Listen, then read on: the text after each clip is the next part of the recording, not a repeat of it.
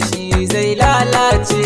Yana na Fatima sukar annauce, sai da ki agaza dan yau na rikice. Kaunar ki nake yi shi yasa na dimauce, tallafa mini sai da kar da na gigice. Daga ke ne aka kulle girma gun wata mace, yanke daban kike cikar Amina ce.